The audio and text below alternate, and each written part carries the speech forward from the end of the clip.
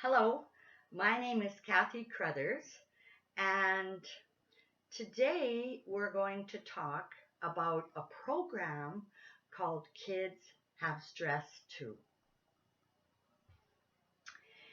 This program is written by the Psychology Foundation of Canada and is one of my favorite workshops to talk about because it's got so much information for your toolbox. This Kids Have Stress Too will be divided up in a 3-part series so that you can watch them at your leisure. They will be around about a half an hour each.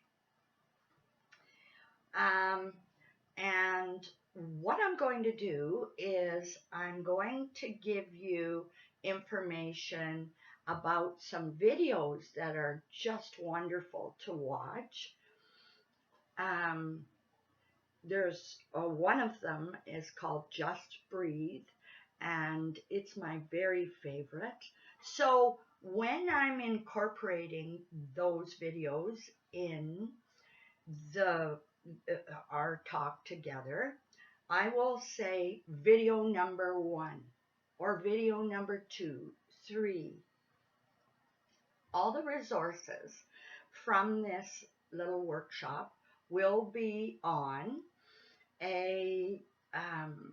on the website, the Town of Devon's website, for you to access and incorporate into our talk. So what I'd like to start with is an overview of this workshop, and what we want to talk about is why we would focus on kids have stress too, like children's stress, is that research shows that children, they have stress, they have worries, they have anxieties in the same way we do. Adults, grandmas, aunts, uncles, kids have stress and anxieties that are real to them, and although they don't seem large or big to us, they are the children's reality. And so stress is a very normal part of everyday life, and it helps to motivate us. It really can do. It can provide a very positive challenge to life if it's not chronic and ongoing and traumatic. Those kinds of stress can be counterproductive. So too much stress makes it difficult for children to learn, to concentrate, and get along with others. It also,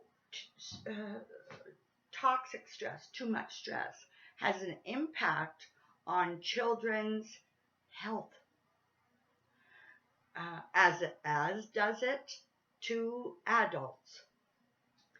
It interferes with a child's ability to focus, to think, to sit still, to enjoy themselves, and especially if there's worries about the activity or the people they're doing the activity with, such as COVID-19.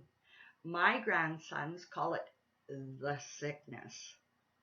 And so when they talk about it, they're very well informed. Their parents have done a magnificent job informing them, but you can tell it's causing them stress. What we know for sure is the kids have stress too, does work. There's been many evaluations um, about the program itself and the information it provides. And in one of the evaluations, there's an 88% success evaluation from the parents. And what was expressed is that it's not only helped the children cope with their stress, but it's also helped educators, childcare workers, moms, dads, and grandmas like me. So this information gives a can-do attitude, and it helps us give the children and each other a sense of control and a way of helping them relax. So when we give the children and they gain a sense of control, they realize that they have choices, and especially in difficult situations, and that they often feel helpless in, and making choices involves engaging the cognitive process. So they also this kind of information or skills that the children can develop, it changes the brain chemistry and reduces the stress hormones. When we learn how to relax, which is something difficult for me, when we learn how to relax, children realize that it helps them make choices more effectively. So one way to think about that is, are they responding or are they reacting? Same as parents, same as grandpas. When a stressful situation evolves, are we responding or are we reacting? When we have a can-do attitude, telling children what to do, not what not to do, changes the whole dynamic of the stressful situation. So an example of that is when we have the can-do attitude, we can say, walking only in the house, using our inside voices in the house, rather than no running in the house or stop yelling in the house. When we say walking only, it's telling them what to do. Use your inside voice, please, is the can-do attitude, the positive attitude, rather than the negative first. So also, what we're doing when we're practicing some of the Kids Have Stress Too strategies is we're building the capacity for self-regulation. When we are learning age-appropriate strategies for dealing with stress, including receiving support from caregivers, it um, it it supports the capacity for a child to regulate. So what we mean by that is that they can manage their emotions, their social interactions, and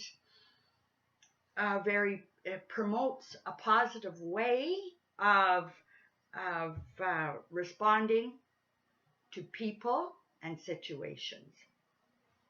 So Kids Have Stress Too is it's based on 8 key concepts. So these 8 key concepts are that a practitioners, parents, and caregivers can help children learn ways to manage stress. Also, number 2 is that there are signs and symptoms of too much stress, and we will review those. And number 3, children who can recognize, acknowledge, and express their feelings, their emotions appropriately, cope better with stress. Number 4, relaxation strategies can reduce a child's reaction to stress. Number 5, with help, children can learn to solve problems. We're not saying that they can solve all of their problems on their own, but what we are saying is that with our help, they're going to learn how to manage them. Number 6, there are ways in which we, as the caregiver, educator, parent, grandmas, we can actually create less stressful environments. Number 7, this one's really important, guys. We got to get this one straight. When children speak harshly or critically to themselves, they create more stress. Using positive voices can help reduce the stress. And number 8, physical activity is a proven strategy for coping with stress and promoting self-regulation. So those are the key concepts of Kids Have Stress Too.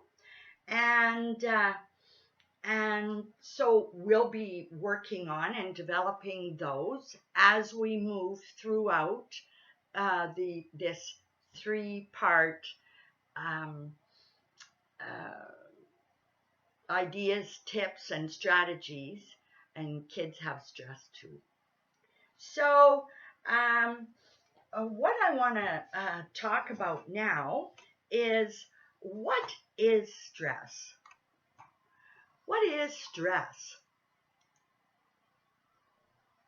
Okay, as children grow into mature adults, they will inevitably be faced with challenges, both predictable and unpredictable.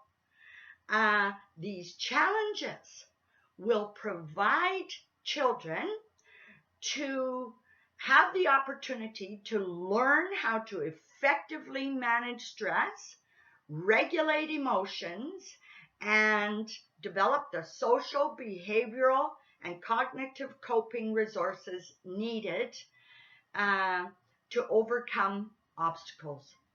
The presence of sensitive and responsive caregivers can help equip children with the tools needed to handle stress in a healthy manner. That's by Dr. Megan Gunner, and it's very relevant to the information we're talking about. So, what we're going to talk about is the idea that there's good stress and there's bad stress. Okay? So, this is Stress 101. Research indicates that 90% of illnesses are related to stress. The stress response occurs when any demand is placed on the body, causing an initial adrenaline surge, then elevated cortisol levels. It's fight, flight, or freeze. Now, stress is a part of everyday life, okay? Now, one of the things I want you to do, whether you stop this video and look at the video number 1, which is a part of the workshop. It's a part of the workshop. The FCSS Devon have them listed, and so you can go ahead and look at the video number 1 at this current place in time, and it talks about what is good stress, and how you cannot avoid it, and how we can see it as an opportunity for the child to learn skills and adapt to everyday stresses. So we want to look at it in a way that it improves a child's lifestyle. Okay? So the lack of life experiences of adults can be seen when there's too much reaction to stress rather than responding to stress. And so for our children, we want to give them more opportunities to handle the stress. So one of the quotes that I like is that stress can act like kindling to a fire. Now, what I want to give you an example is everyday stresses. What are they? What do they look like? Well, in the last 2 months, I'm sure you would all be able to give me the crazy list of everyday stresses. But let's think about early or rushed mornings. Being hurried is everyday common stress. Exposure to new situations. You know, the last 2 months we've had exposure to copious amounts of everyday stressors and new situations. Let's think about too many too many expectations and demands.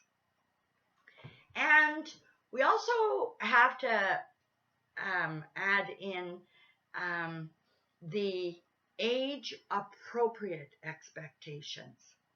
Is it um, is it appropriate to expect a 3-year-old to follow more than 3 instructions? Hang up your coat, put your boots away, and bring me your backpack. Well, that might not go well each and every time, but the more they practice, the better they get. So if we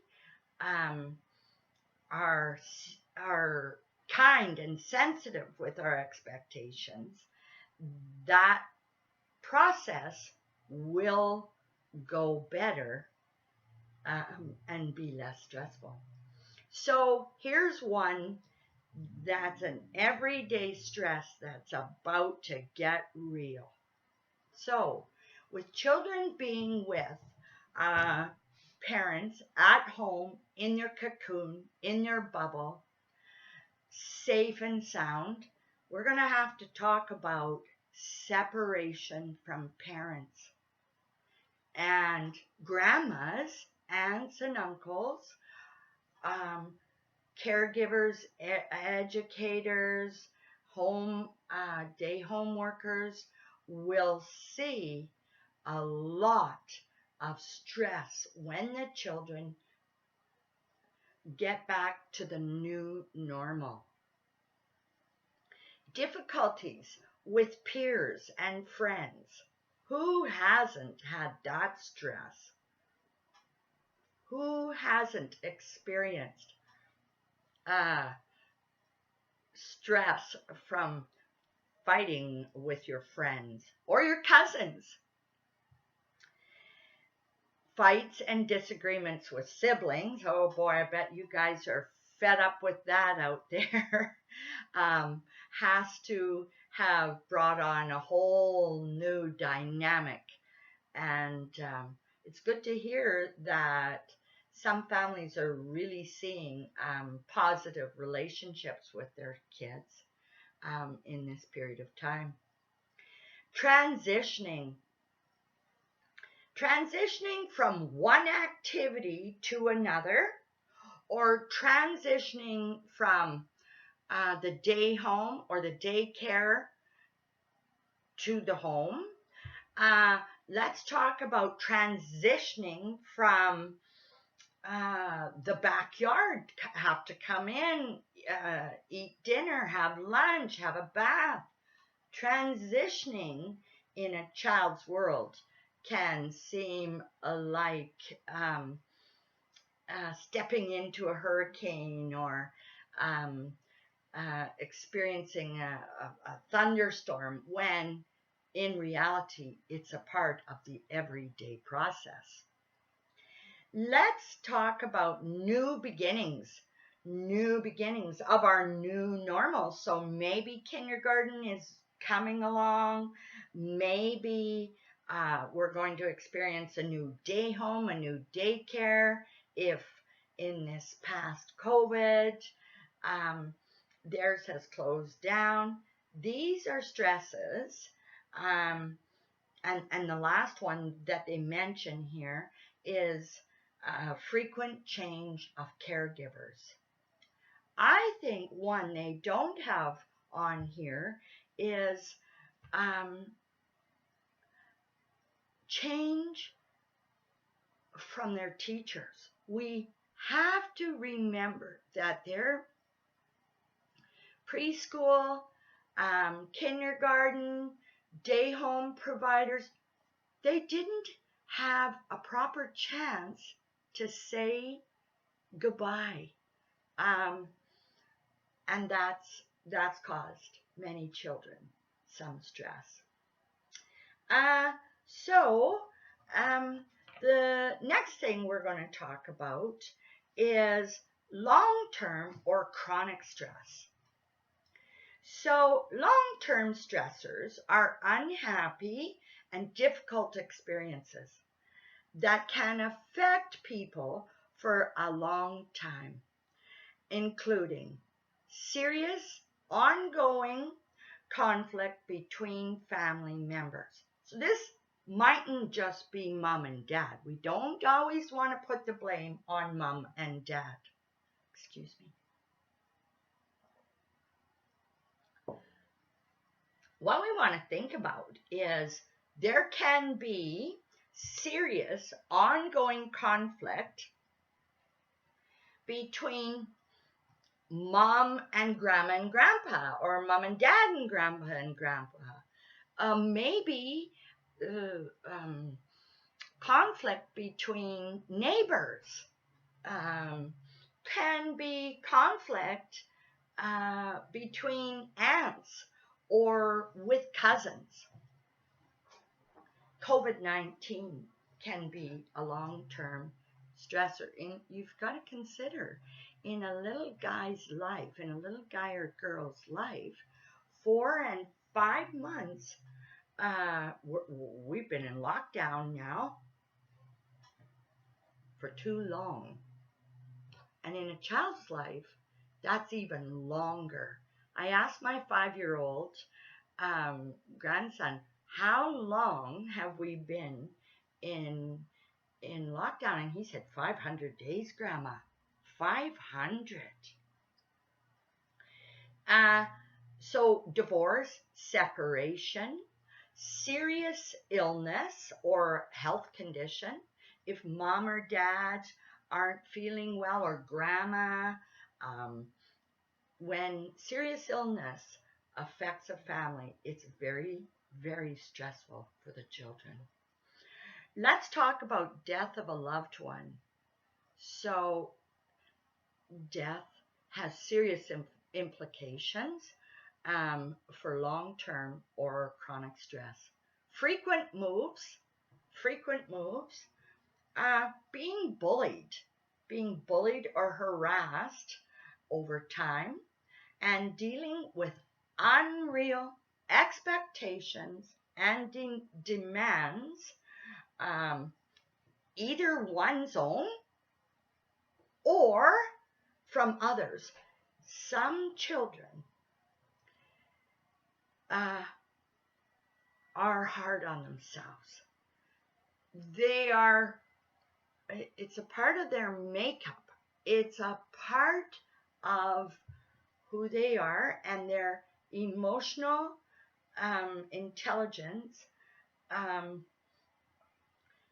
and can be increased if we are aware of how hard they're being on themselves. Sometimes it takes reflection from a parent, caregiver, educator to hear the negative self-talk of the child and begin to tell them what to do, not what not to do, and get them believing in themselves, get them relieving some of their own stress. So parents have 2 main responsibilities. That's parents, caregivers, educators, grandma and grandpas, aunties and uncles, the village that's raising the village. We have 2 main responsibilities with respect to children's stress. So, number 1, helping children cope with normal levels of stress. And 2, protecting them and helping them recover from stress that's too much to cope with. So, video. Number 2 is one of my very favorite. It's done very, very well. And so please go to the links provided for you for this video. It's called Just Breathe. And the way the children describe stress and anger is absolutely amazing. I do know that you will enjoy it. What I want to end this segment with is that Yuri Brenner, it's a quote by Yuri, and it says, every child requires someone in his or her life that is absolutely crazy about them. It doesn't have to be mom and dad every day. It can be grandma. It could be a friend. It could be a teacher, a minister, a priest that lights up whenever the child walks into the room. And I say this with a lot of passion and conviction because many children do that for me. I think in every adult's life, you should have a child that's absolutely crazy about you. And so in return, if we remember that every child needs a champion that's completely crazy about them. So remember, watch those 2 videos. Number 2, Just Breathe, is my very favorite. And I'll get ready for segment number 2. And I'm hoping you'll have a beautiful day. Bye-bye for now.